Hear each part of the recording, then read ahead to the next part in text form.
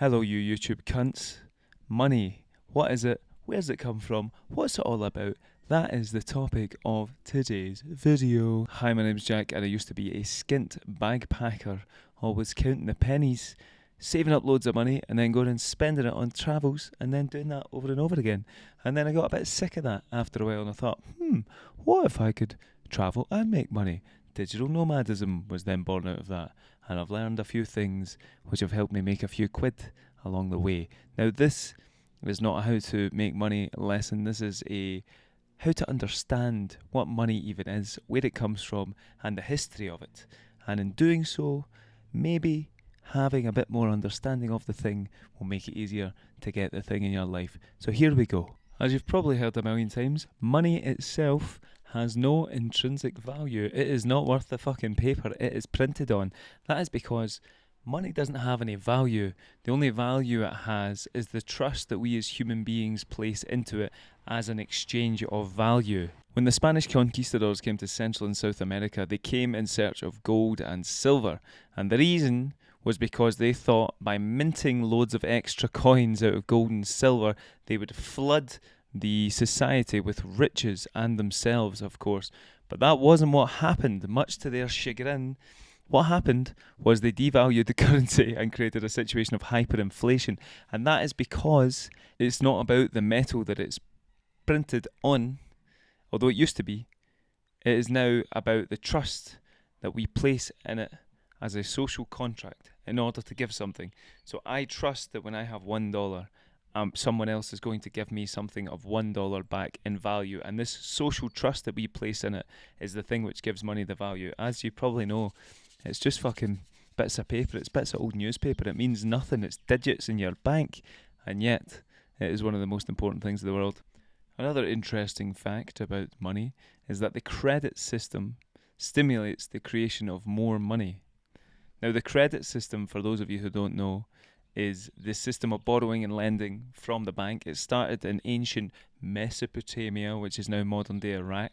As payments for deposits, lenders were given a clay tablet inscribed with how much money they had handed out. It was like an IOU. This was the first ever credit and debit system. And this process of borrowing and lending money turned into what we now call the credit and debit system in the banks we have today. And how it works is, for example, you take £100 or $100, you place it in the bank. And what the bank does is they don't keep all of that 100 in your account. They give you a credit. They say, you have 100 quid. But meanwhile, maybe they've kept a little bit of it, right? A tenner. But the other $90, someone else has come and said, I need 90 quid. And so they give it to that person. So that original £100 has created, £100 has created now £190 of value. And so that second person now has the £90. And they then go and they want to deposit that into another bank. And they say, I'm going to put this into another bank. And the other bank's like, brilliant. And they do the same thing again. They take, they leave them with a tenner and they give $80 to another person. The first person thinks they have $100 in the bank. The second person thinks they have $90 in the bank. And the third person has just taken out $80 in cash, all from the same $100. This is the way that the credit system works. And it works mostly well until everyone, in a crisis tries to pull their money out the bank, and the bank's like, oh, well, we don't actually have all the money. And that's when you get the crashes. Another interesting little fact about money is that finance is one of the fastest ways out of poverty. A lot of people like to talk about, greedy bankers taking money from the poor, keeping it for themselves, fat cat bankers, much of which is true.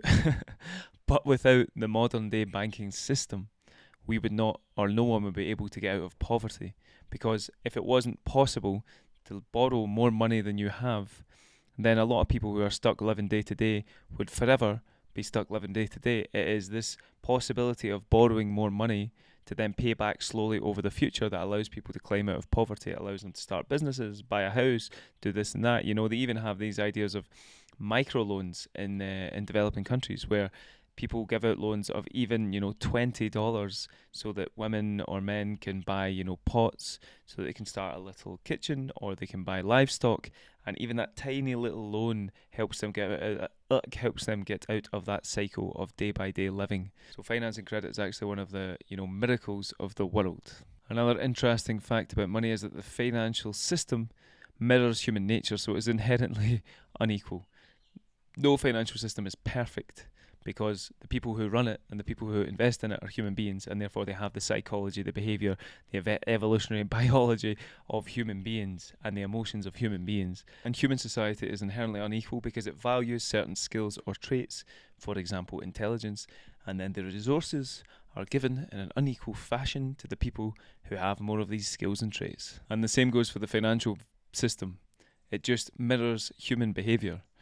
And so that means if you can, attain the right skills and traits, then you also can attain wealth and power, especially if you're born into a Western country, because it's, just education is free. You've got YouTube there, you get libraries, you've just got a lot more opportunities than people in the developing world. And of course that wealth and power is distributed unequally because there is an unequal application of effort and intelligence in the world. That's just the way it works. The good news is that you can get it too if you put the graft in. And finally, just kind of go against what I just said and talk briefly about what happened in the 2008 crash. Even though you've probably all seen the movie The Big Short, I'm going to talk about it in like 30 seconds. And it's because the George W. Bush administration wanted to win political points by making it easier for people to own houses. So they started giving out these subprime loans, which was loans they shouldn't have been given out to people who were likely to default on the loans. And they packaged the loans and the debt and they sold it to other people who had no idea how risky they were because they lied about it, did this form of kind of financial alchemy or scamming, it could be said. And then when people started to default on the loans, it had this cascading effect on, of course, America's economy, and then because it's the strongest economy, the rest of the world, and even like Norway and all these random financial institutions started to, crumble as well. So it just goes to show you about the corruption in the political sphere around money and how you definitely can't trust those bankers. In conclusion, money is just a form of energy. You need to let it flow in and flow out of your life. All energy needs to move and be dynamic. That's why stagnant money in the savings accounts ends up losing value. It's because you're not doing anything with it. You need to keep it in, move it, investments, buying stuff, starting businesses, this and that, keep it flowing out of you. True abundance would be making 10 million quid a month and spending 10 million quid a month, but not quite there yet. But yeah, there's a few pointers or a few ideas, maybe help you understand what money is in the world a little bit more. Thank you very much. Have a lovely day.